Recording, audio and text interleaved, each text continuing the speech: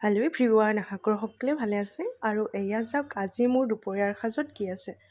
এয়া প্ৰথমতে ভাত লৈছোঁ, লগত আছে দাইল, এয়া মাছৰ মাথাৰে অমিতাৰ খাৰ, নেমু আৰু জলকীয়া,